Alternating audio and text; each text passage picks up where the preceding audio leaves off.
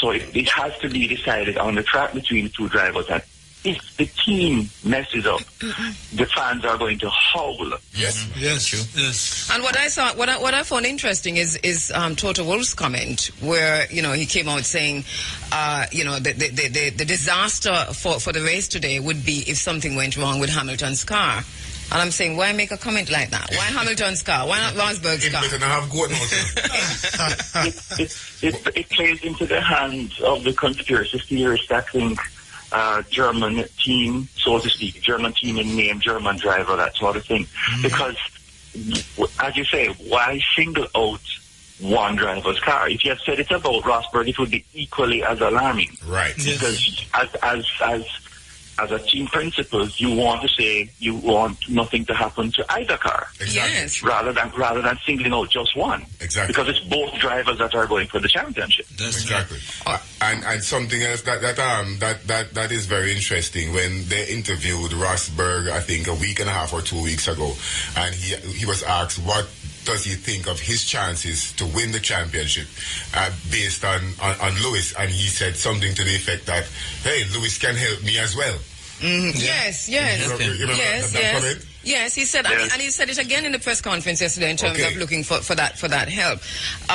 So I find it interesting. Rory, are you there? All right, Rory Daly, not there? All right. We apparently we're having a problem with our conferencing, so that we'll talk with Stephen Gunter and then go back for Rory and Steve and Peter Ray. Stephen Ray.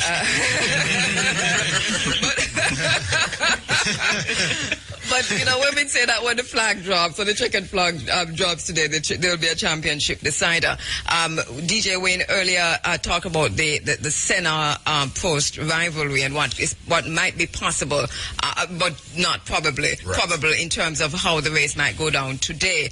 Do you see anything of that happening, Stephen? There certainly is precedent, and it's not just Senna and Prost. If you think about it, Michael Schumacher tried it as well with Damon Williams. Damon Hill, when he was at Williams. It didn't work because Michael ended up disabling his own car, and Damon Hill was able to continue. And Michael didn't win the championship. But there is precedent, and a lot of people would turn a blind eye to that happening because they're very, very dissatisfied with the double points race existing at all. I was just going to get... truth be told, that this race, Lewis should really finish no lower than fourth and still be champion. It wasn't double points. And what are your own thoughts on this, though? Do you think this is something that they will keep? I know there has been, chatter about whether or not this is the first and only time. Do you think it's something that's worthy of keeping, this double point? I absolutely disagree with any race having double points. There's no race on the Formula One calendar that is more important than the other. Exactly. It's not a double-length race, so you can't get double points. Because I think it's not a two-part race. It's not double the distance. It's nothing like that. There's no need for it other than somebody trying to create a circus at the end of the season. And as the season played out, it would still be a tight drivers' championship. That's true, because I think the champion should be the most consistent one throughout the year. And Hamilton has 10 wins, I think, to Rosberg's 5. So he should be champion at the end of the day. He shouldn't be having a double point thing. That's unfair for me still. It would be far more comfortable if it was single points, and then you play it out, let it play out on the track, and if Lewis finishes fourth or higher, he's the champion. Because as you said, championships are won with consistency. I think Bernie has realized the error of his ways, because I think they're going back to single point final races in 2015. They should. What are the permutations for this race, though? Because you mentioned that he should finish fourth and still be champion. But no, if Rosberg wins... Rosberg wins, Hamilton second, Hamilton is champion. Rosberg second, Hamilton fourth, I think Hamilton is champion. Third, Rosberg, Hamilton seventh. Or lower, and so forth and so on. No, I'm going to put it out. Realistically speaking, I don't see the Mercedes machines out of the top three. Yes. So I won't even try to speculate Rosberg being fourth where Hamilton will end up, because that's not going to happen. Yes, and and it's important to keep in mind, once Hamilton finishes anywhere in front of Rosberg, That's it. that's the truth. Yes. That's the truth of it. Anywhere in front of Rosberg, and Hamilton will be champion. So it's 19th and 20th. Yes.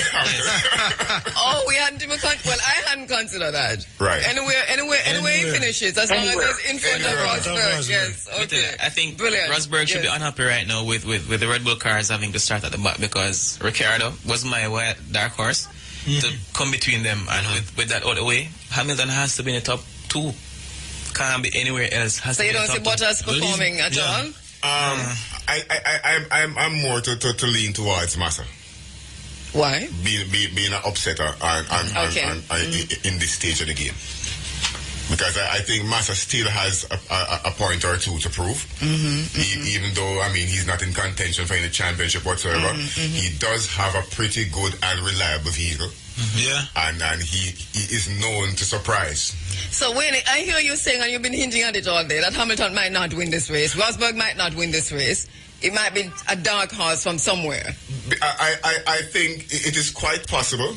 And based on I think Rosberg has the most to lose, both realistically and mentally in his mind. Although he said yesterday that Hamilton has the most to lose. No, I think it's not. Yes. I think it's along with you. But you know, do you think the team can survive next year like this with this rivalry? If it survives this year, and the blood between both drivers remains at the same temperature, the current temperature, it should be okay next year. You know, Hamilton said, him can count him friends on one hand, and Rosberg can count him friends on one hand, and Hamilton not in a Rosberg 5, and Rosberg not in a Theme 5. Even though they apologize, but he did say that. Yes. See that? So where do you go from there?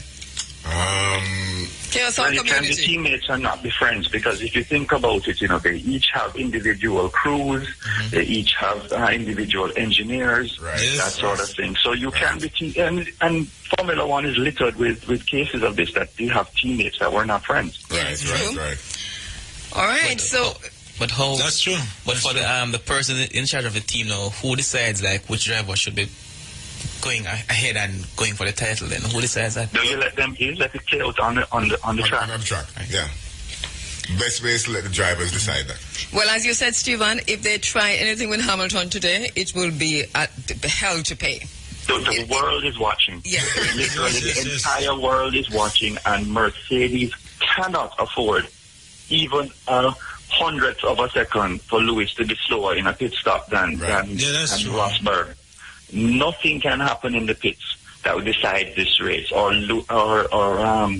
Mercedes will come under incredible scrutiny. Yes. Under the microscope. If for any reason at all Hamilton gets a pit stop that is even 0.2 or 0.3 seconds, and I'm being realistic here. If Rosberg goes in and gets a 2.7 pit stop, and Hamilton goes in and gets a 3-second pit stop, people are going to Yeah, definitely. There's going to be disconcertion. The cry is going to come up from Irie FM. Ferrari people are about You know, Hamilton could come to Ferrari, you know. I mean, we'd welcome him, you know. Yeah, I mean, we would welcome him, but honestly, I wouldn't want to see Hamilton in a Ferrari unless Alonso is his teammate. Because in my humble opinion, they are the two best drivers on the grid right now. But where is Alonso really going now? Where is he going next? He should be going back to McLaren, I think. Based on the rumors that I've been hearing, he should be going back to McLaren. He himself wanted a 1-year contract with McLaren. McLaren/Honda wanted a longer term. But I think Alonso is going 1 year, because there's also a rumor that Audi might be coming to Formula One in 2016. As Domenicali, who was at Ferrari, is now at Audi. And Domenicali has no DTM or sports car experience. He want to know about Formula One, so it's only one reason to post over there. Okay. And there have been rumors going around that Audi is coming to Formula One, dropping out of sports car to leave room for Porsche. So And you didn't say Porsche. You said Porsche. Porsche. Leave room for Porsche.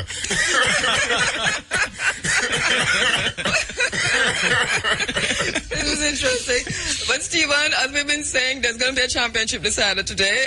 Somebody's going to be champion. And for just listening to your talk, I know you're saying it's Hamilton. So we're on the same team. Team Hamilton. I want it to be Hamilton because he has performed consistently at that level and deserves it this year. He deserves it. Right, and the odds are in his favor, right?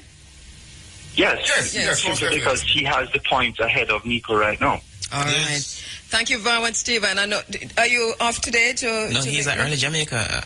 Are you at Early Jamaica today, Stephen? I will be. Rally Jamaica starts at 9 o'clock in Bogwalk. I'm getting ready to leave home right now. All right. Well, drive safely. 28. When we lose our African connection, we lose our royal connection. When we disconnect ourselves from Africa, we cease to be a world people.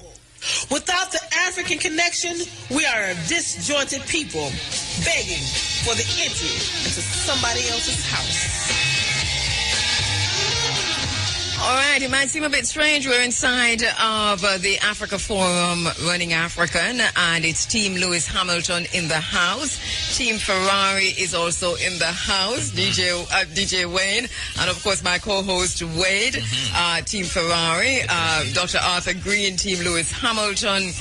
And Wade, interesting though, because, even though we're saying that, we know that, well, I'm saying it and you're hoping it, that Hamilton is going Hamilton is going to win today.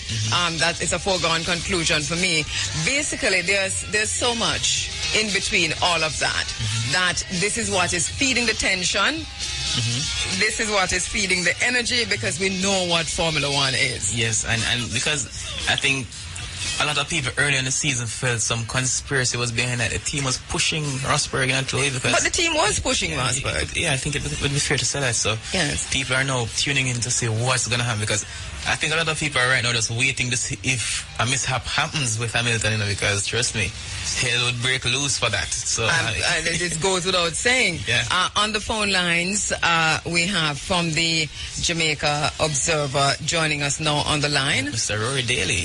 Hi, Andrew. Hi, Wade. Thank you very much for having me. Thank you so much for joining. And we have Dr. Arthur Green in the house, and also another Tifosi, because we know you're a Tifosi yourself.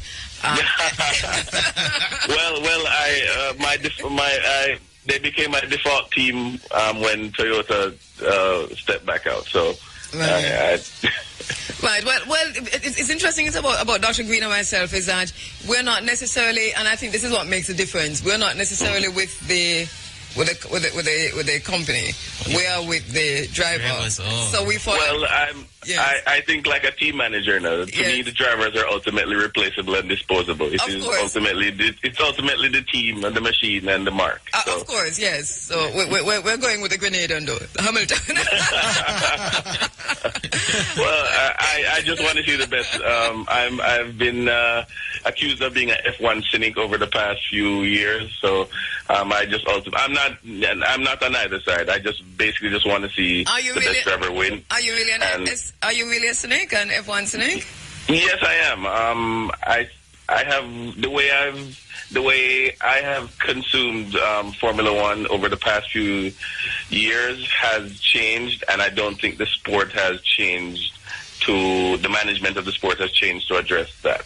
How would you want to see the management change? Well, one of the issues that they're having with they're complaining that the viewership is down, and they're holding on to the old terrestrial sort of broadcast rights system that they have, because to Ecclestone, that's how he's making his money. There are different avenues now available to other sports, YouTube streaming, legal streaming, social media, and those things. And he's been vehemently not into them. So I haven't watched, I think over the past 5 years, I've only watched, I think this season I've only watched 2 races live. I watched the earlier race just to hear what everybody was complaining about the engines noise, which I don't really have a problem with. There are certain theories about how it is, and I agree with them in terms of who the people making the noise about the well, not the pun intended, about the engine sounds. And I think I watched another race with some friends later. I can't even remember. That's how generic it's become to me. I generally, one of my favorite magazines, weekly magazines, is Autosport out of England, and it has every week after the race, it has a complete, like a 50-page breakdown of the race in all its technicalities, teams, drivers, lap, all the data. So that's actually how I consume Formula One. I read the aftermath. Are you watching today at all? I don't think so. I'm actually going down to get myself stuff done at Pan Chicken. The Pan Chicken final. So that's what I'm preparing. You're going to the waterfront. Well, good with that. Nothing wrong with that. We can text you until all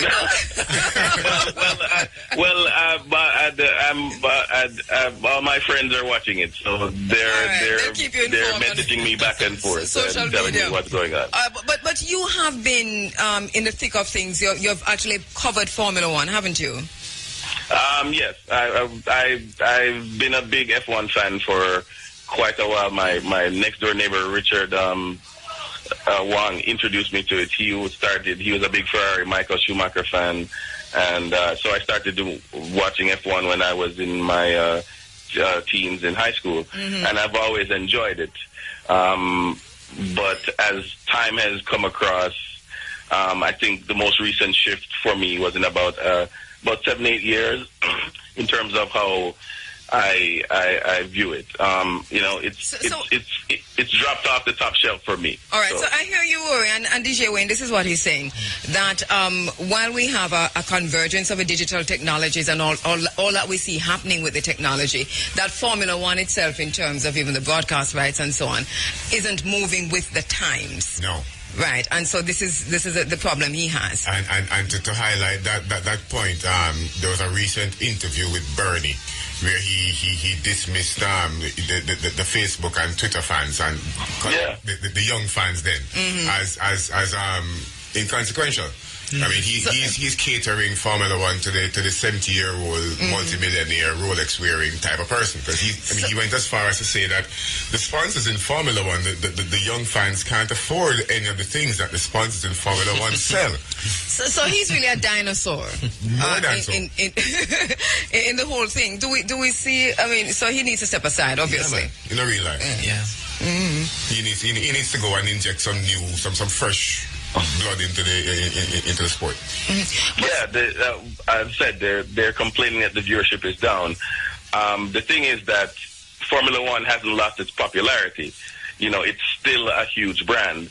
The problem is not that people aren't watching; it's just the way that it's being delivered isn't being catered towards a modern audience. Because I watch a whole bunch of, my weekends all motorsports every weekend. The way I watch, I watch a whole bunch of other series live because they're delivered in a manner which I can watch them at my convenience. And what manner is this? What manner is this? I'm fortunate enough to subscribe to a service that online that they basically you choose the programs you want and they'll record them for you, and then they'll download them to you once they're available. So I choose what the racing series is that I want, and then Monday morning I open up my browser, my queue is there, and basically I just watch them at my convenience. Because to sit down and watch, while as exciting as it may sound, in real life we all have other things to do. So I don't have 2 hours to sit down in front of a TV not doing anything. So I can load up. Let me ask you this. I can load up. Sorry. I hear where you're going. I understand perfectly. So let me ask you this. Say World Cup football. Can you watch like that? Yes. All right, because, this morning I got, a note from Formula One saying, remember, you can watch us live stream on the internet. First time I'm getting such a note from Formula One via Twitter. And go there and you can watch live stream. But you're saying that you needed to go even beyond that, which is beyond live stream. Yes, I mean I can give you the big example. The WRC, which is the World Rally Championship, they had a major change last year because they were doing the same thing. They were losing audience. So what they've done this year is that's how they've captured me back. They've upgraded their YouTube channel immensely. They know that people aren't into the while they do retain the broadcast situation where it's an hour, live stages and everything. You can still log into once you're on YouTube and you subscribe to their YouTube channel. You get little bits and pieces, and as while I'm eating lunch, yes, in the evenings during the day, I just consume these little video clips. It's a very good point. It's a very good point he's making, Wade, because this is where media is going. This is where media is actually in terms of the emerging, especially with this new generation watching right now. But the thing is, I'm wondering, is the loss of interest solely due to how it's delivered, or is it that maybe for the last 4 years we have had one team? No. As I said, I've been reading the analysis. While I don't watch it, I do read the analysis, and there have been several key articles in Autosport by pundits indicating that the viewership is impacted significantly by the way it's being delivered. And if you look in the United States now, Nielsen announced last week that they'll be tracking ratings for streaming services, which is huge. They're making a shift they're making a conscious shift from the person stationary watching, the TV in front of the TV. And it's not so much a shift, though, but it is that they're monitoring, they understand that there is this convergence of the technologies, and so they're going where people are. Because, of course, you can't exalt those persons who do not have access, and that is a big hunk of the world, and especially when it comes to stuff like Formula One. It caters to a certain demographic, but at the same time, if it is going to move forward and catch up with 21st century, then obviously it has to go where you're pointing at. But Rory, you know what? Just because you now go watch and you've got pan chicken thing, we have to wrap up with you now because it starts in 15 minutes, right? Okay, well, no. I'm good. All right. Well, walk good, Rory. Thank you so much. I appreciate where you're taking the conversation. And we must have that conversation. Thank you so much for having me. Okay.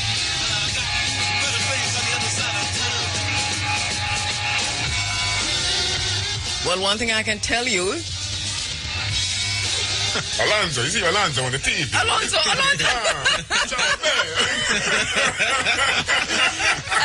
goodness gracious. Did I miss Alonso on the TV? You missed Alonso on the TV. Come as a DJ, sorry, in Italiano. Pardon. Thank you. We take a quick break. We'll be right back. We have Peter Ray. Oh, all right. We have Peter Ray on the line. Hi, Peter. Hi, morning. Morning, Peter. I know you, Peter. I know we're not going to keep you long because I know you're going to have to settle down in front of a TV. Yes. All right, we were playing Purple Haze, and then from Jimi Hendrix, we know Hamilton's favorite artist is Bob Marley. We played that early on, and then he says his favorite music is reggae music, and his second favorite artist is Jimi Hendrix. And we thought Purple Haze, and I know that you know why we're playing Purple Haze, because he's going to go purple today. Right. And we just played Crosstown Traffic, 90 miles an hour, The Speed I Drive from Jimi Hendrix. Wow. You see what Albert Tingville said? You really have all the selection.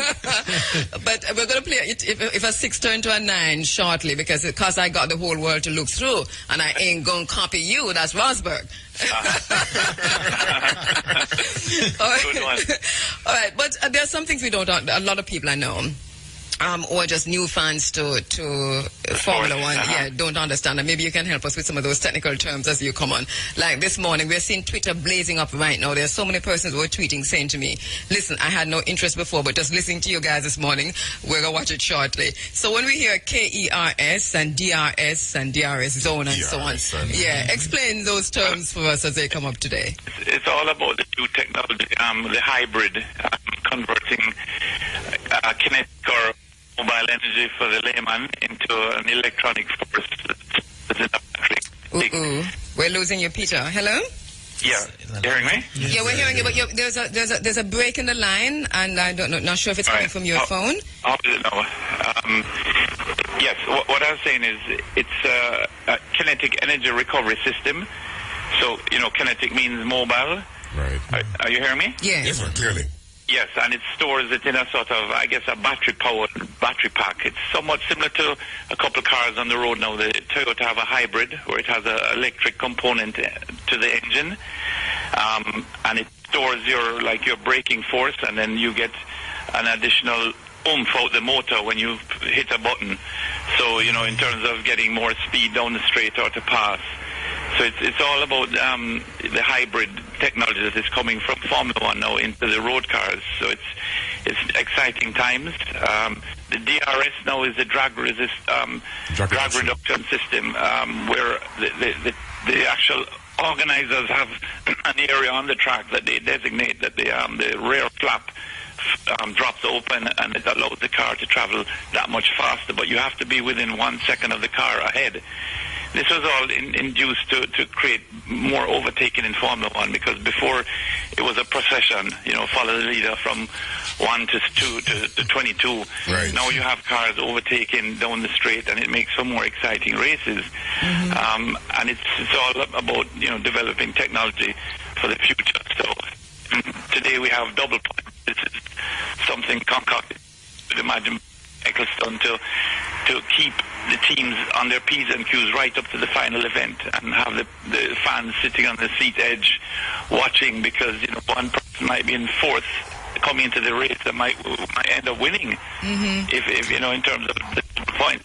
All right, you're still breaking up a bit, but we got what you said. So do you think the idea for the double points is a good idea? Just repeat that last part. Do you think this idea of a double points? I don't like it. I don't like it at all. But it's something that can change the outlook on the last event, or the final, the grand finale. I don't know if it's pure racing when you come into that sort of thing and adjusting points. I find interesting, Peter. I find that almost every person that I speak to that is driver inclined, like yourself, violently object to this double points rule. Yes.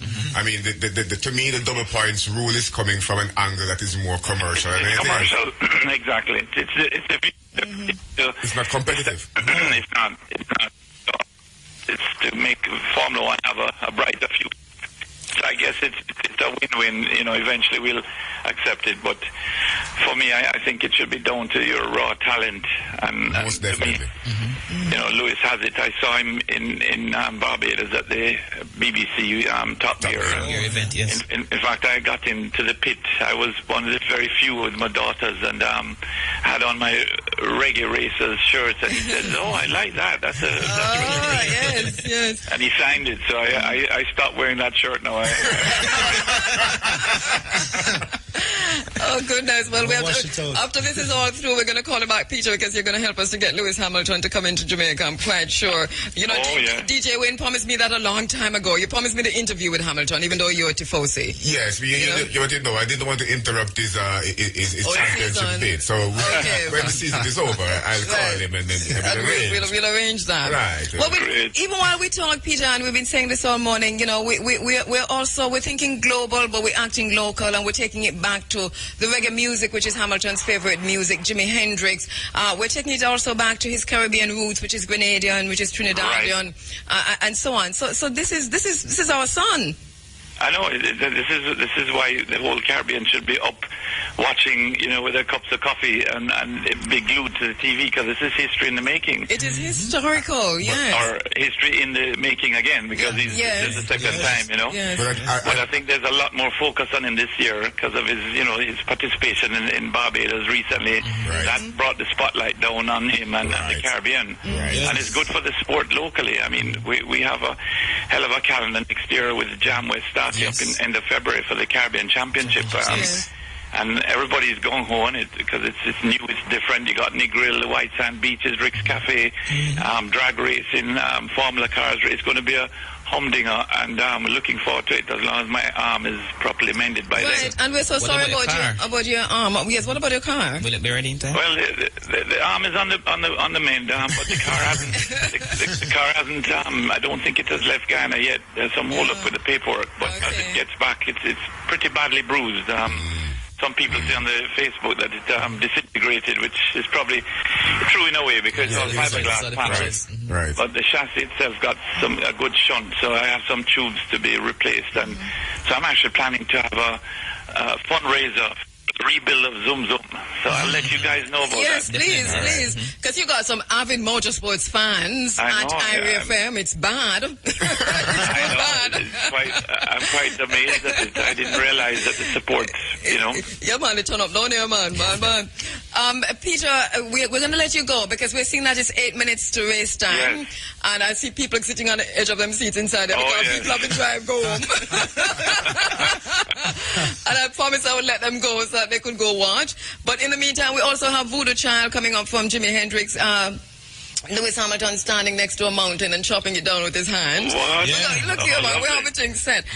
Really? Well planned. It's well planned. So here we're going now with our 6 turned out to be a 9. Thank you so much, Peter. Thanks very much for having me. And you're predicting Lewis Hamilton, right? Oh, of course. It goes without saying. I'd like to make a quick point before Peter goes. Yes. Peter is saying Lewis Hamilton, and even the Tifosi in here are saying Lewis Hamilton for this race. And it is important to note that we are saying Lewis Hamilton solely based on the man's driving potential. Yes. And not because it is one a week. I mean, but I saying it because he's one a week. He's driving. We are saying it because he's one of us. But he's driving. He's a genius. First and foremost. Yes, man. Yeah, he's a genius. He's the best. He's a natural talent. Yes. If you watch him on go-karting from YouTube, from his youth, you can see it. Yes. And unbelievable. So I'm definitely going to try and get him out to Dover or Jam West one of these. Yes. Okay. All right. Please. Let's work on that. All right, we're working on that. Yes. Very nice. All right. Thank you so much, Peter. Thanks very much. All right. Okay. All right. Do you have enough time to go home, Wayne, or are you watching it from here? You know I'm driving a Ferrari. I can leave here by my calculations at 7:57 and 27 seconds. And it is now 7:54. Right. So wrap up. You go ahead and wrap up first. Well, the 2014 season has been interesting, especially coming from the 2013 and how the 2013 landscape looked. The 2014 has been interesting.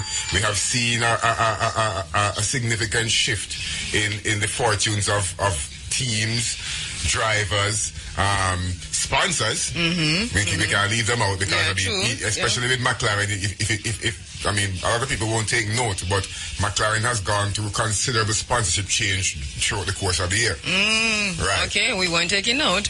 Right. You can go back and check that. Yes. Check that. But what is happening now, it has boiled down to a 2-horse race or a 2-man contest. And may the best man win. So, Rosberg, hold on for a second. You hear me, Dan?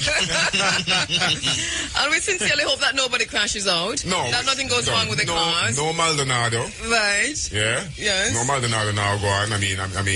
We hope for a complete, entertaining, exciting, action-filled race. Yes, all right. Definitely. Without incident. Look a bit of incident, look at touches. Rosberg can't punch you. We're not a ball if he can't punch you. So it's 7:55. I let you go because I know you have to drive home to catch it. Ciao Bella. And I'll point out just as a last note, for 2015, the ideal team would be Hamilton and Alonso. We hear you. Anywhere. Yes.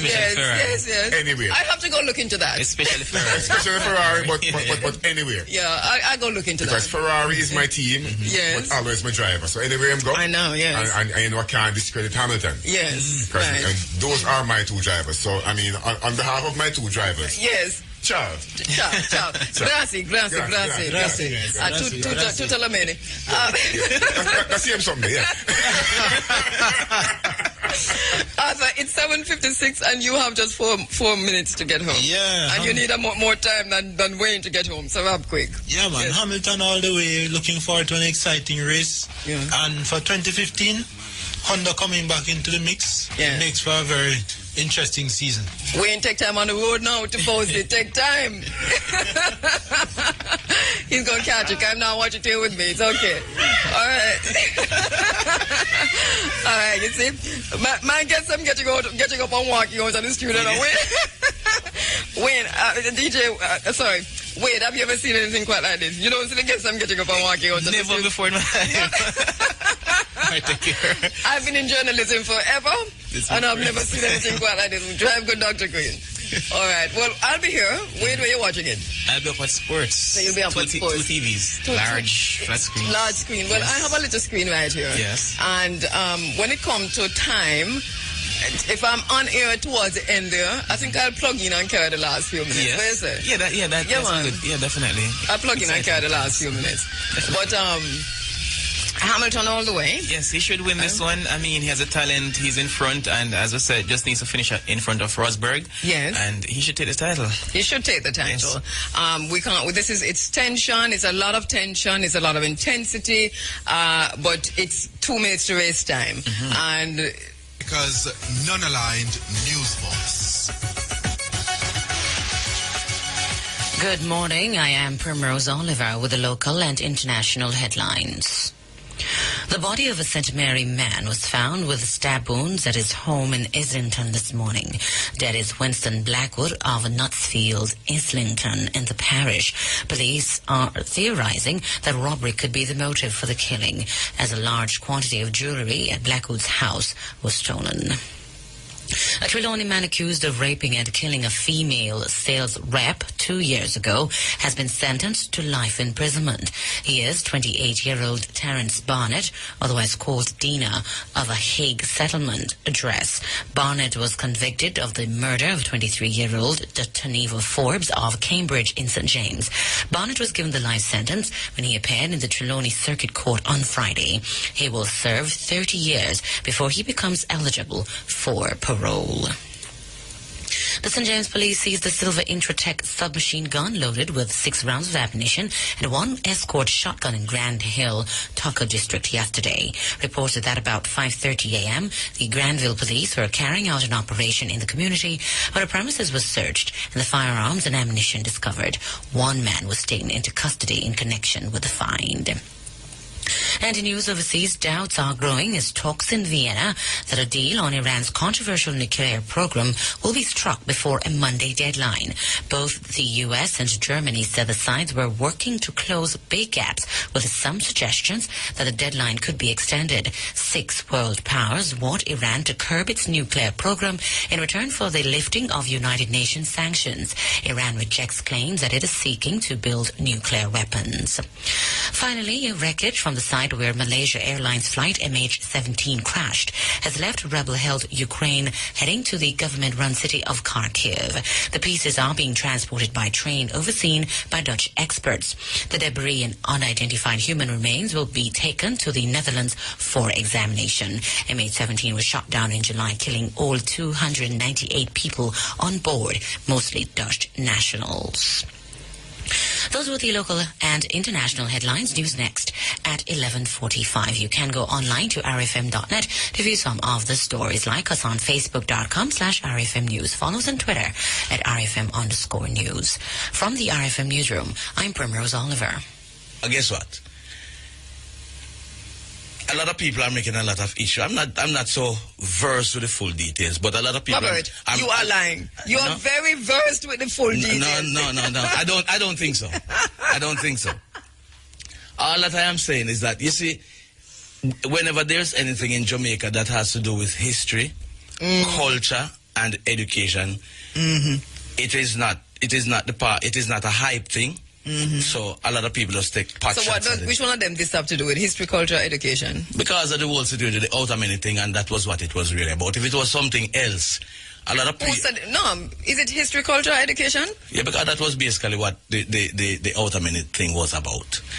But a lot of people were making... You can't just dismiss that. Yeah, a lot of people... Look here, I'm not going to make you get away with that. Hold on, a lot of people are making a lot of noise because all they want is to be in the position to make the decision. Absolutely nothing else. Because if you replace all the people who made that decision and put a different set of people, it doesn't mean that decision... Right, and that is why the 3-point plan that Darrell Vaz outlined, which I can't remember them now, but I know that I agree with them, which is to change whatever constitution govern the NHT so that it is very clear what the NHT's mandate is. That's one of them. For the entire board to resign is also one of them, and then there's a third one. But I know I agree with all three of the points that Darrell Vaz. Yeah, but you see, one of the things that we've had in Jamaica is that we have legislation that sits for a number of years, and we are not proactive to change them to be in sync with the time. No, that's true, because not until you buck up in a them. And we use the opportunity whenever something is not clear to us to make it look as if that's wrong. Something... That's not true.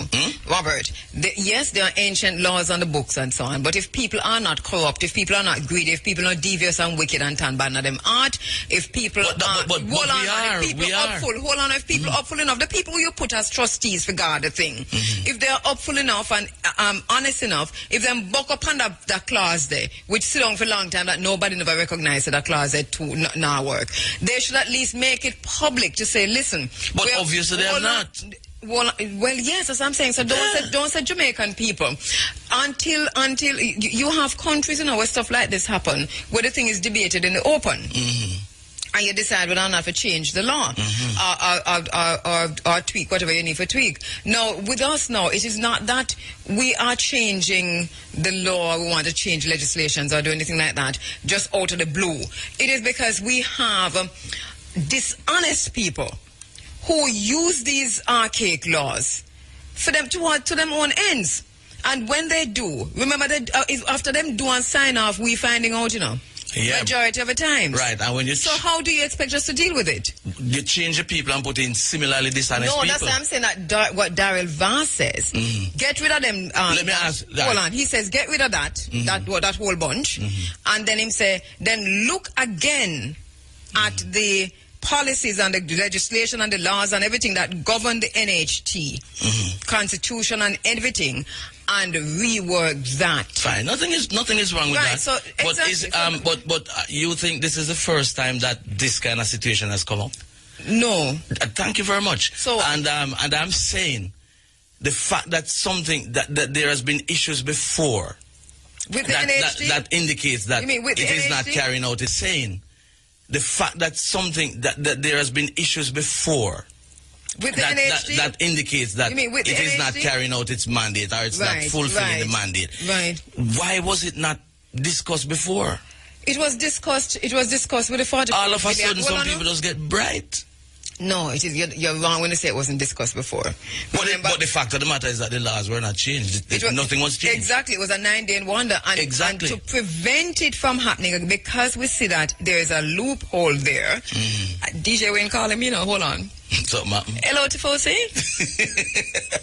Massa? So Massa is in front now? Yeah, I'm just saying to Hamilton is in second position? Wayne, you're on my mobile phone, I'm on the air, so I'm talking to Mike, I'm talking to you.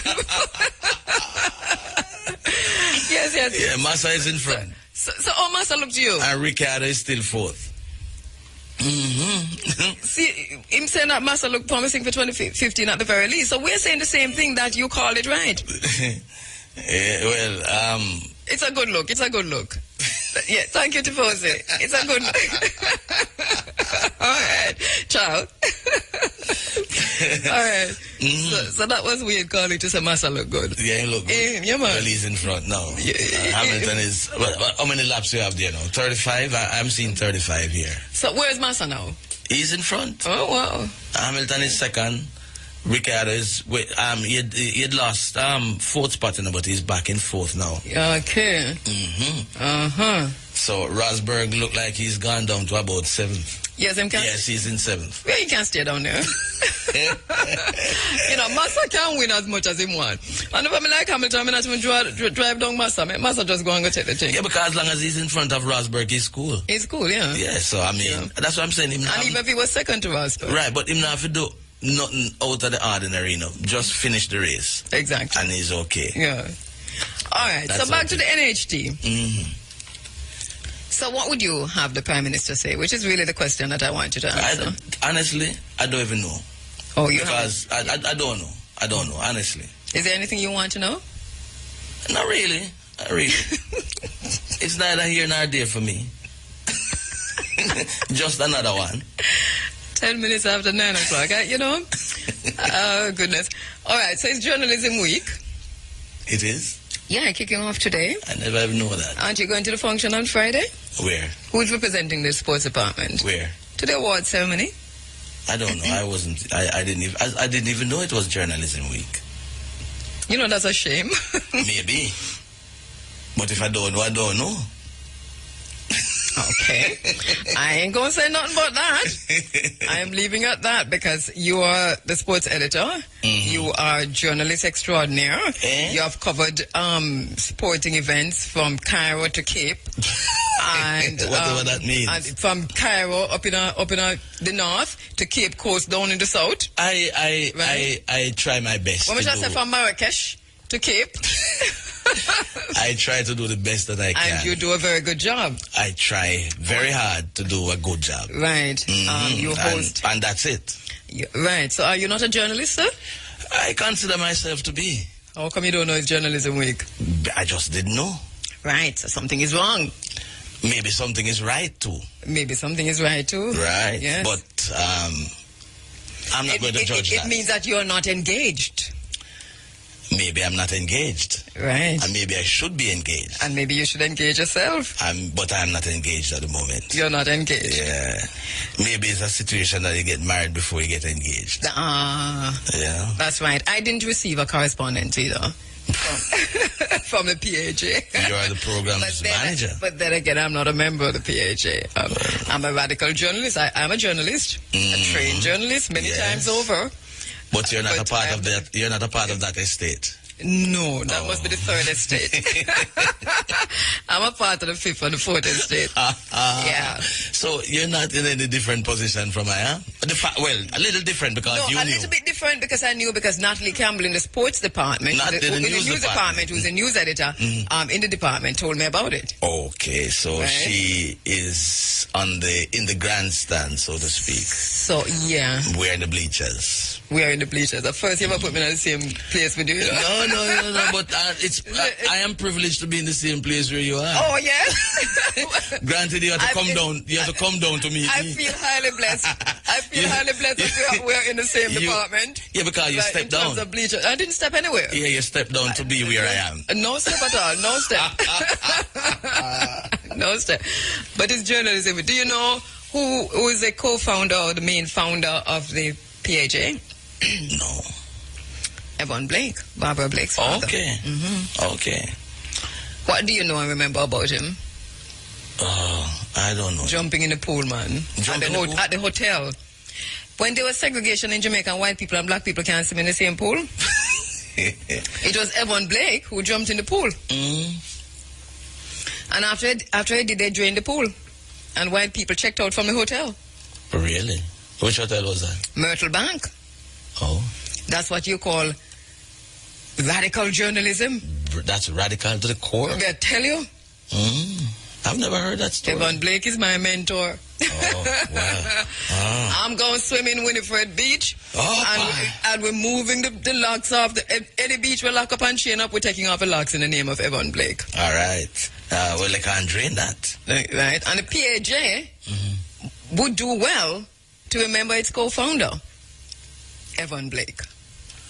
You mean in terms of being radical? In terms of just remembering, man. Oh, okay. They've got an obligation to remember. Well, if he was as radical as you described a while ago, then he ought to be remembered. Ah, there you go. All right. So walk good. You too. Walk good. and we talk. I look like Hamilton Windsor. The race can't be finished yet. No, but it look like BBC, I call it, must election.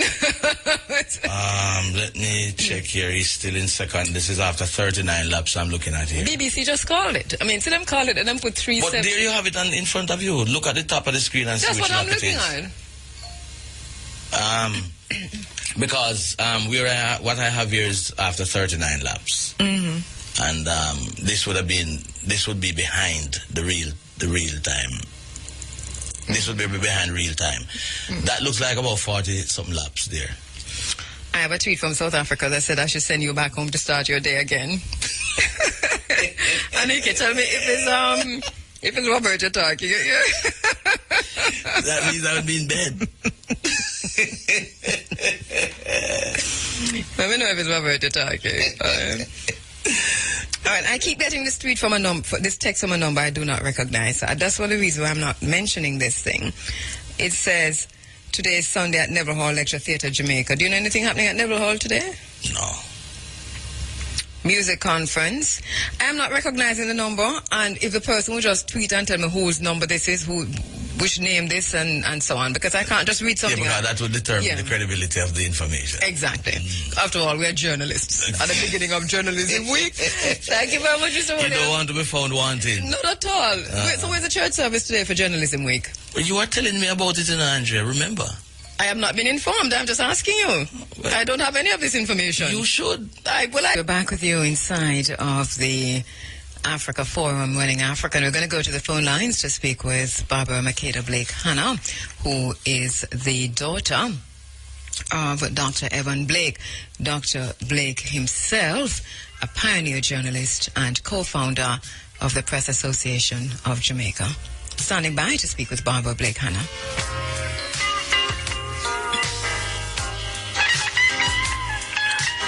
Hi, Barbara. Good morning.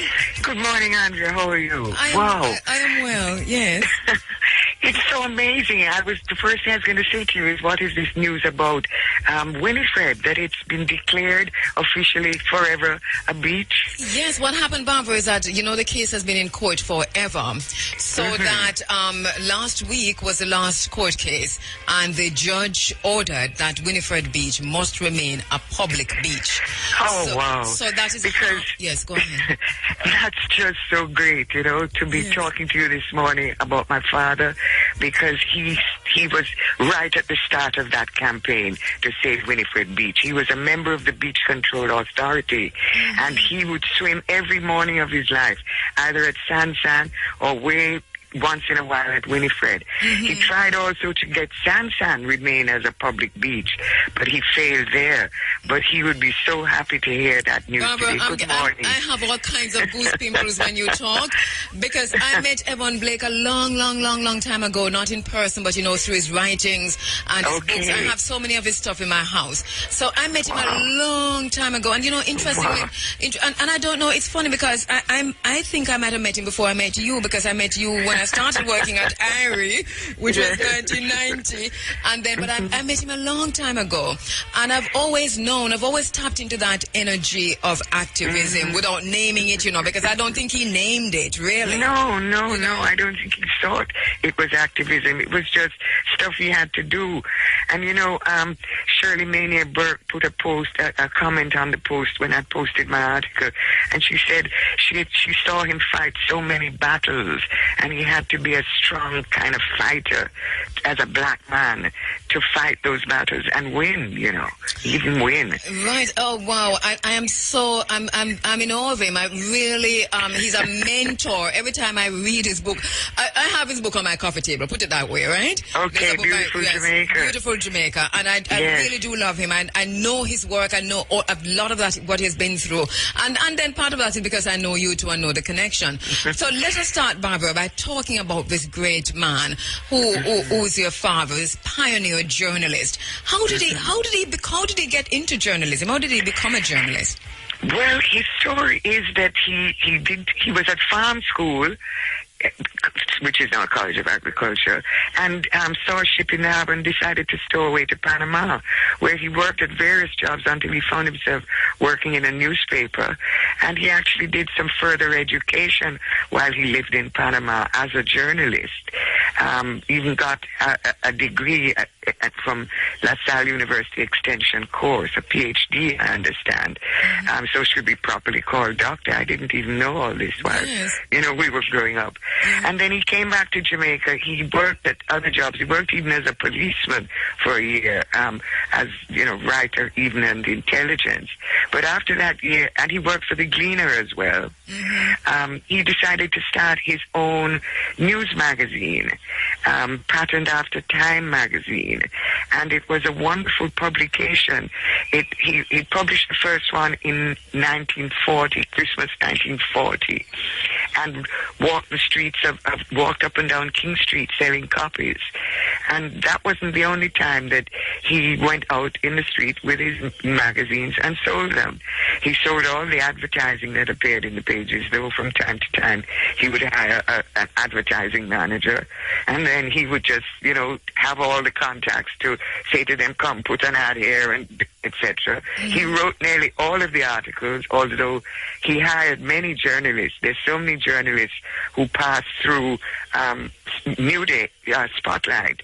People like John Maxwell, I think even Kerry Robinson, names that you wouldn't know now. But certainly John Maxwell was one of the journalists who worked on Spotlight, as a young journalist too. And he did that. Spotlight just was at the time, there was the Gleaner, and then people tried to do magazines, because, it was a time when the American media was all magazines of many kinds. And, for example, there was West Indian Sportsman, run by a gentleman who covered things like the tennis. We had really good tennis in those days, and racing, of course, polo. And Elsie Benjamin Barstow had a magazine that Pepper Pot, it was a kind of literary magazine. And then there was Spotlight, which was the news, information, everything. You got to meet the business people. There was a cover story every issue, and important people got put on the front cover.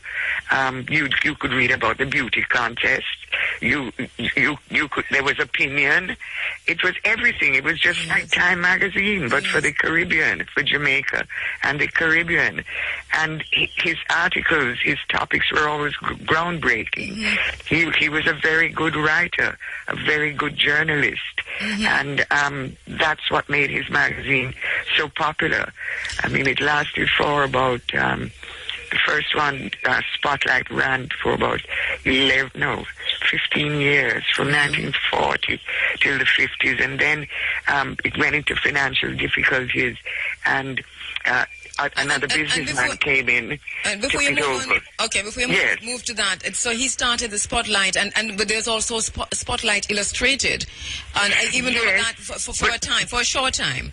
Because that was like going to be the Life magazine. Do you understand me? Yes. But that didn't really work because the presses didn't have the technical capacity to do that kind of a magazine, So he folded that after a few issues. Right. But Spotlight was a monthly magazine, and regularly monthly. I don't know how he did it, but he did it. He produced a beautiful magazine every month. Wow. And everybody wanted to read it. There were subscriptions, because my sister and I would have to go down, in holiday time or on Saturdays, and wrap magazines, which were sent and posted to subscribers, and it was quite a lot to be wrapped, not just one or two. And then you said after a while, Spotlight, which was news, information, and entertainment, after a while, after it many was taken over by New Business, and they appointed an editor, which my father didn't like the idea of. So he just went out and started an identical magazine with a new name, New Day, he called it. Yes. And it soon outperformed and outshone Spotlight. Spotlight folded. For New Day, he really had a focus on the Caribbean this time because he knew all those people. He knew Maguire of Haiti and Bradshaw of Barbados and Chetty Jagan of Ghana. He'd even been invited to Cuba by Fidel Castro when Fidel opened the doors for the very first time. So, I mean, and it was the time when we were discussing federation. So he always had articles about the islands, about the island people, what it was like. It was a real Caribbean magazine. Yes. Upstairs, the steps to his office, right on the wall as you're going up the steps, was the federal flag. I remember it well, with an orange sun and waves across a blue sea. Painted on the wall. And New Day, of course, the new magazine, and New Day in many other ways, because you say you were discussing at the time Federation was being discussed. There were all these changes. We're on the cusp of all these changes. That there was really a new day dawning. Yes, because this is now the lead up to independence and a new constitution and a new Jamaica, a real new Jamaica. I mean, it was such an important time of Jamaican history. There's a good book by a man named Massey Parker who's written a biography of Ian Fleming and the whole history of GoldenEye. And what's nice about the book is he tells you the history of Jamaica at the time, what was happening in the 40s, the social, the business, the comments. I mean, when the tourist industry started, and it was like, manna from heaven.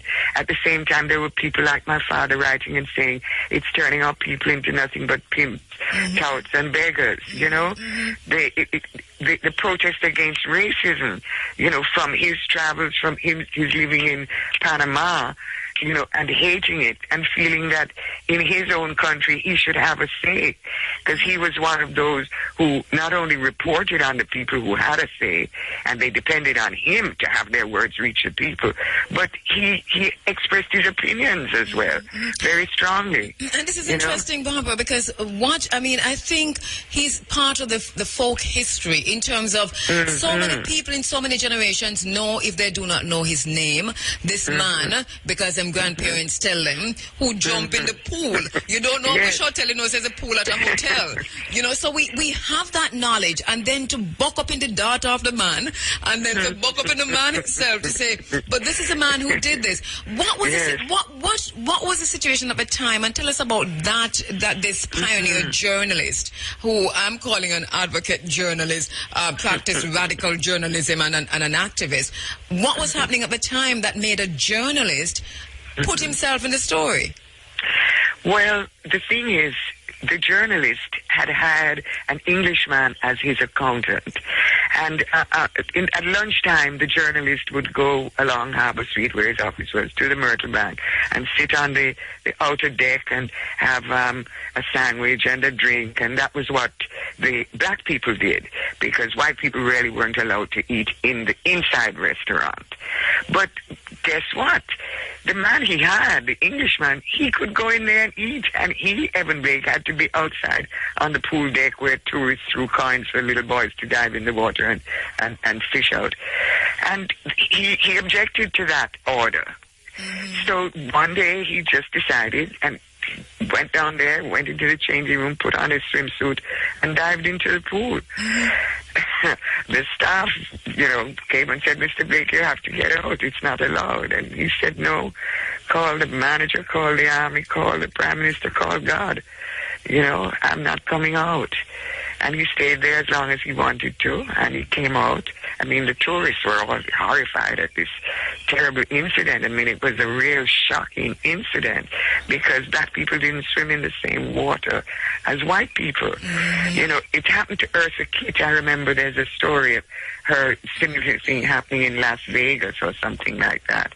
But just as Rosa Parks said no more, this was a kind of Rosa Parks incident for Jamaica. Yes, and done carried out by a journalist.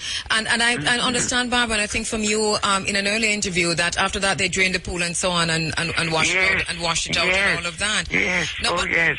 How did that change things? This one action by a journalist. How did that change? because Evan Blake and his magazine were so strong and powerful, and that someone of that caliber had done that was enormous news. It was a huge statement, and my father was a black man, not brown, black, and that a black man had done that was wonderful. It was a positive thing, and people said, hey, black people can't swim in Myrtle Park again. No, you know, of course they couldn't, but I mean, and then everything changed. You know what was interesting? I was interviewing Paul Issa, the son of Abe Issa, who owned the Myrtle Bank Hotel, to write an article about his father, who later became very good friends with my father. And he said that Abe Issa didn't mind the furor at all because he himself, as a Syrian, was discriminated against by society. Racism, he experienced racism as well. So for Evan Blake to make that statement helped free the bonds that held him as well. You know, and I guess everybody who wasn't Caucasian, you know? So, I mean, it was a very liberating act for the entire nation, and that's why of all the great things he did, it's the one that's most remembered, you know? Because my father wrote 4 books for Jamal, you know, when Jamal started, he wrote 4 books for new readers. That was quite an accomplishment. Wrote and published them and gave them to the Jamal Foundation. You know, those are some of the things he did. When he lived in Portland, he was very active in things like the Red Cross and all the Portland associations, the Beach Control Authority. He did a lot of good works. He was given the Command of the Order of Distinction Award, you know, but that's what everyone remembers, and that's good. I don't mind. Yeah, I mean, at all. least it's a starting point, and it's a high point at which to start, and then to work backwards and forwards to find this man, a pioneer journalist in Jamaica, and not just for journalism, but I think especially within Journalism Week, the theme this year is guarding democracy. And then we probably have to define democracy, and then to say what does it mean to guard democracy, because it seems to me as if this is what Evan Blake was doing when he jumped into the pool. This is what Evan Blake was doing when he stood up for nation building and social justice and economic independence, but not dispassionately, by placing himself passionately and emotionally in the center of it. How has journalism differed and you know, diverged in its own way from that kind of practice, that kind of practitioner? Well, I think what happened, what my father inspired was a whole new wave of independent journalism. First of all, I never knew my father's political party, if he had one. He said journalists should not take sides. It removes their independence. So, I mean, I don't think I ever saw him vote, and he was friends of Boston, friends of Manly, friends of everybody. And that is true, and I'm going to come back to the question, but I found also in my readings, and you can tell me right or wrong, that he disassociated his writing, his magazines, his publications from political tribalism. He didn't go there at all, and that was a rule, that was a policy. Absolutely, because he wanted to sell magazines to everybody. It didn't matter, so why just sell to one set of people? But you also had advocacy journalism in publications like Public Opinion, which of course was a political paper, but it expressed opinions that needed to be expressed. You understand? And then, I mean, after New Day, my father wrote columns for the Gleaner. He was a Gleaner columnist, and there were other columnists who were equally strong. There was Morris Cargill, and I mean, that all led to people like Mutty Perkins. You had strong advocacy journalists, you know, who were not afraid to express opinions, and whose opinions were the high point of whichever publication or media they were associated with. And who used the independent publications and spaces to practice radical journalism, which we don't mean radicalism, but radical journalism. Yes. Because you see, we have a few now. We have people like Mark Wignell, Jerry Small. I see Gordon Robinson in the Gleaner, who are unafraid to speak or to have, you know, to criticize on every side. What we have now is social media. And there we can express opinions freely and even gather supporters for our opinions. So there's more democracy. That is a really democratic media, because I can write something nice about you, Andrea, and somebody can come on and write something negative, and they're free to do that. And I probably have to come back on. Barbara, I'm getting it this morning because here we are talking about F1 and Lewis Hamilton. You know, the once in a blue moon I do a program for myself, and this morning was such one case. But and so I have people on both sides saying, "Oh no, you're doing well. My son is there listening. He's a real motor car avid." Thank you, Makonnen. Thank you, Makonnen. Yes, good morning. Good morning to you, Makonnen. We'll raise a glass when we're done. You'll be happy to do that. Lewis Hamilton is our favorite in this house, so we're quite content. Yes. No, man, you can please some of the people some of the time, not all of the people. No, you can't please all of the people all of the time. No, so it's hard. But so that we do have radical journalists and radical journalism still in Jamaica. We're activism within journalism and so on. And but what do you think would be and I'm asking you to speak for your father, which I know you can't do, but what do you think would be his charge to journalists as we go through Journalism Week, knowing him as you did? Oh wow, I know he would say write more and write truth, but you see, the journalists are shackled. They're handcuffed by their jobs. You know, they have to obey the boss. I mean, in every job, whether you're a journalist or a street sweeper. And the thing is that the political sides are so finely drawn. It's difficult. You know, it's difficult. Those who push their head out and try to seem independent, I don't know. I think maybe that's the shackles that a lot of journalists have. And maybe in all media worldwide, you know, but the mavericks have to push their head up every now and then, just for the sake of democracy. You know, if somebody says, you know, all avocado pears should be round, somebody has to stand up and say, no, we like long neck avocado too. Yes, you know, yes. Somebody has to be there. We can't just accept it because the government has said so. Yes. Somebody has to say, even if what the government has said is good, you need somebody to question it. And even if it's only to have them explain why it's good. Yes. You know what I mean? Yes. That's true democracy. Democracy is not going in behind a curtain once every 5 years and dipping your finger. I mean, Gordon Robinson has a very good article today about alternatives to the way we've set up this democracy to make it really democratic. You know, why can't we, he says, why can't we vote for an MP of one party in the constituency that we live in, that we like that MP, and a totally different prime minister in a different party, because we think that prime minister would do a better job, that person. And this is the point that when we talk about guarding democracy, that we have to make this distinction between guarding the old system as opposed to ensuring that there is an emergence, that there is movement, that there is fluidity, because democracy is not a constant, but it is defined as a constant, and it is operated in terms of how governments operate within democracy. You know, there are certain rules and so on that are in place. I don't think it is a job of journalists to guard that, you know, Barbara.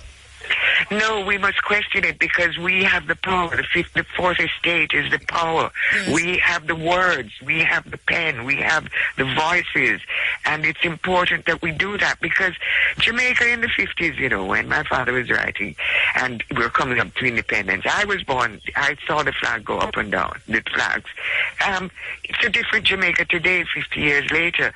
And the system, the colonial system that we just kind of blackwashed, calling a constitution and into independence, needs revisiting now. It needs changing. It's old paper. It needs refreshing with new ideas of democracy. What's happened in the world since then? The wars, the challenges to the system by things like the anti-war movements and the Occupy movements, and even such things as the militants, the the jihadists challenging their systems. All these things. And then we have Cuba next door to us too, you know, whose system may not be perfect, but we could tweak a thing or two there. You know what I mean? And so it begs the question, when I saw the theme, I was frightened that for Journalism Week, that this is a theme under which we move to guard democracy. I think we must be disruptive. We must disrupt, and I don't mean bad behaving. We must disrupt the status quo. We must question the status quo. I think the role of a journalist is to disrupt and not to guard. I don't think my job is to guard anything. But so I don't know about disrupting. We all can't disrupt, but some disruption. I don't mean disruptive, you know. I don't mean disruptive. You disrupt to change. You disrupt to move things on further. So you know, you disrupt in the clinical, technical, scientific sense. Not in the sense of anarchy or anything like that. Just that. I need to find another word, but it's disrupt. I mean in the scientific sense. Yes, I know what you mean. Challenging the system. You know, there are. You know, when we do interviews with people, we must think, what are the questions the people want answers to? Not what's the question I want the answer to. What do the people want out of this? What do they really want to know? You know, that's how we challenge democracy. And asking whether or not democracy is the best thing. Say that again. And asking also whether or not democracy is the best thing as it is. Not that we're saying no, but we must answer questions. Babs, we're just 2 minutes to go. So your father started the co-founder of the Press Association of Jamaica. Who's the other person? Wyatt Bryce. And a lady whose name I don't know, but it could have been Elsie Benjamin Barstow. I mean, my father's office was the other Gleaner, small as it was. It was the other publication in Kingston. So journalists met there and discussed journalism there. And, you know, I wasn't surprised at all that he said, look, let's form an association, a federation, you know, let us join together. There were so many journalists there, all independent and not working for the Gleaner, trying to do their own thing, you know, trying to do their own thing. So the Press Association came out of independent journalism, out of radical journalism. But the Press Association over the years, and this is not a negative criticism, it is just my own personal observation, has been very clubbish and very clannish in the way it presents itself. And then it makes me wonder if this is what was intended when the Press Association was formed. Well, I haven't been to any of the meetings in a very, very, very long time for many reasons that aren't worth discussing here. But I know that it has changed a lot from its original format and mandates. And I know that in the 70s there were a lot of changes. There was a lot of radicalism then also. And since then it has changed, and it changes with every new president, you know, who has his or her mandate. What I see it's become, what I don't like about it is the business of awards, that you have to submit your own work, and the fact that journalists, the word journalist, quote unquote, is given only to people who work in the fee-paying, exactly, newspapers and things like that. I mean, there's so many other journalists. You know, Wyville Engage is still a journalist, although she's not writing in the Gleaner. Do you know what I mean? And where she's writing is worth being considered as journalism. Do you know what I mean? When she writes her report of the election in Africa she just went to. That's going to be a brilliant piece of journalism that deserves an award. But if it's not published in the Gleaner or the Observer, she can't submit it, or they can't submit it. I have my reservations about the awards and about the fixation with those awards. You know what I mean?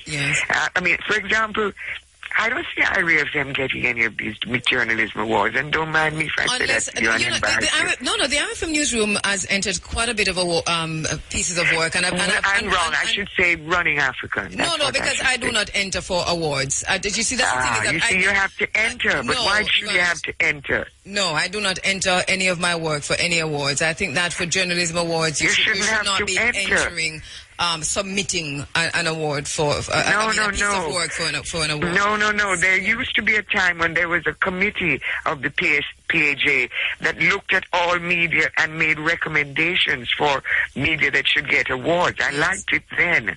And I mean, that committee would have definitely submitted programs such and so of IRA FM, Running Africa, and, you know, many of which deserve awards. Certainly you're in search of series. You know, is a classic, a historical record that deserves more than just awards. But don't mind me saying. Yeah, no, but I get the point you're making. It went unnoticed by the PAJ. But to me, you know, I think there has to be this broadening of the mandate of the PAJ, what it is. And I think maybe the thing to do is to make Sankofa. Sometimes we have to look back to go forward, to retrieve that which we have lost, because that is Sankofa. And I think to go back to Dr. Evan Blake and the team who started the PAJ, and to say what was the thinking there, what was good that we have cast aside, and what should we, you know, how should we be? There needs to be a paradigm shift, I think. And I'm sure. How do we get back to the founding, to the foundation? Exactly. Yes. Barbara, I see, and say to Maconan that I know that he's celebrating right now, because I'm also looking at a television screen. So we're all celebrating. How great. Look, you drink a white for me down on Winnipeg Beach when you get there, please, and pour one into the water for Evan Blake. Oh, thank you so much, Babs. I will certainly do that. Thank you so much, Barbara. Definitely. And have a good one. Thank you so much for speaking to me about my dad. All Love right. you. Enjoy that. Love you, Babs. All right. Journalism Week. Barbara Blake Hannah, the first black journalist for the BBC, and whose dad was a pioneer journalist here in Jamaica, co-founder of the Press Association of Jamaica, columnist for the Star and the Herald of Panama from 1928 to 1929, crime reporter and columnist at the Gleaner, when the Gleaner was at Harbour Street in 1938, freelance writer for the Jamaica Standard and the Jamaica Times. He created a Spotlight News magazine, which was the first of its kind in Jamaica for news, information, and entertainment. He stood up strongly against political tribalism in journalism, formed a Spotlight newspaper, the New Day magazine also, which focused on Caribbean news, practiced advocacy journalism, radical journalism, stood up for nation building, for social justice, for economic independence, and for Caribbean integration. We're joined in the studio by Mr. Wade Brown. Wade. Yes, and Wade. Congrats to Lewis Hamilton. And I think you could have some conspiracy theorists out now, because well, let them come Rosberg, out. You know? he has had ERS problems, and he's finished in 13th place. So Hamilton is the world champion now, deservedly so. And what more can I say about Tiver? Hats off to him. And we had who's second? Was that Bottas? I'd have to double check. Oh, was it Massa? Massa second, yes. Yeah. Massa is second with Bottas from Williams. Did Massa actually come second? Because I thought Massa was winning the race. Hamilton took... Hamilton, easy, no man. So Massa is second with Valtteri Bottas of Williams. Hamilton decided that what? We go and chase those crazy bullets out of town. But I feel sorry for Rosberg with the problems with the car, but he had no power. So well. Place. Imagine if that had been Hamilton. Wow. No, you would know that you would need half eight, because that would have been sabotage, and we know it would be sabotage. hold on, Lico, hold on.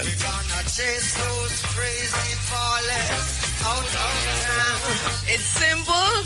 It is what it is. So did you enjoy the race, Wade? Yes, I did, because I enjoyed especially Ricardo from Red Bull. I think personally he's my driver of the year just coming into the season. He can't be your driver of the year. No, I tell you what. Hamilton had 11 wins. Yes, but he had a better car. But I tell you this, because Ricardo, he outperformed Vettel. I mean, Ricardo will be finishing third this year in the driver standings with an inferior car. So I have to give him props for that. So Hamilton is taking some water right now. Wow. Sorry. Congratulations. Yes. Congratulations to Lewis Hamilton. It's a celebration of sorts. I mean, it's going to be a big celebration today. Believe me. I know that a lot of race car enthusiasts